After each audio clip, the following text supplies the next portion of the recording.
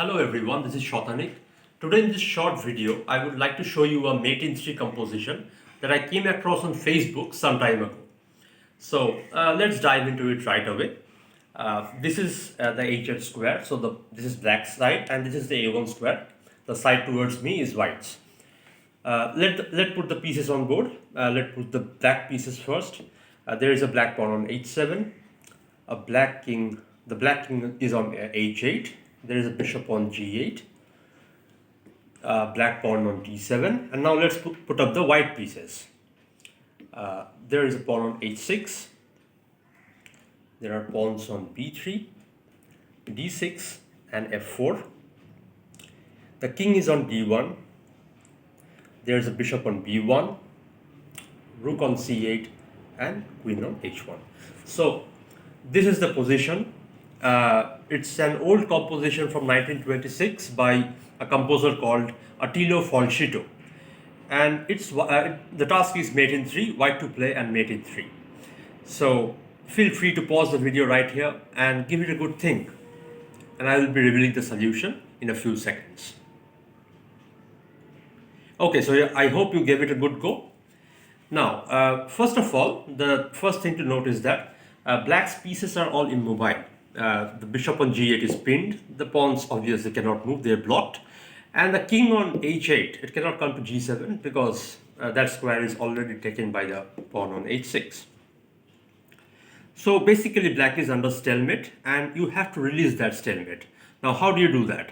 A random move like, let's say, rook to C7. You are unpinning the bishop on G8, but now the bishop can simply capture on B3 and it's check. And after bishop into B3 check, there will be no mate in 3. So you have to take care of bishop into B3 and at the same time release the stalemate. How do you do that? The key move is rook to C4, stopping bishop into B3 and at the same time unpinning the bishop on G8. Now what happens if the bishop captures on C4? Well, then I have this move queen to A8 check. The bishop has to go back, forced, and now you get queen A1 and it's checkmate. So that is one of the variations. Now let's go back. Yeah, so after C8 to C4, any random move like, let's say, bishop to F7, bishop to E6 or anything, I do the same thing. I play queen to A8 check, the bishop has to come back, and then queen A1 is checkmate. Simple. But there is one interesting variation. After rook to C4, black can play. What if black plays the move bishop to D5? Now I don't have queen to A8 anymore. Now what should I play? Now if you haven't seen this move at this point, you should feel free. You should. I encourage you to pause the video again right here and try to figure out white's move in this position. So after bishop D5 has been played. Okay, I hope you were able to find it out. So the move here is queen to E4.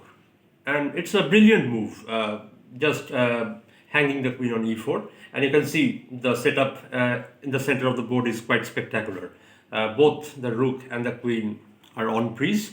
And the bishop on D5, in the middle of them both, it's attacking both the pieces.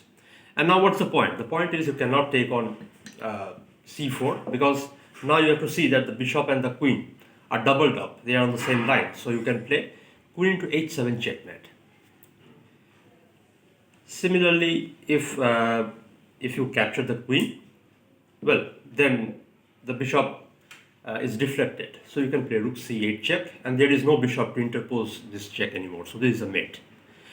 So that's the point behind the move queen to E4. And a random move, let's say, like something like bishop to G8, just defending the H7 pawn and stopping back ranks. This is met with queen to E5. The black king is simply cornered on H8 and this is a checkmate. So that is the solution. I hope you enjoyed it and you were able to find the nice move queen to E4. I will see you in the next video. Until then, goodbye and take care.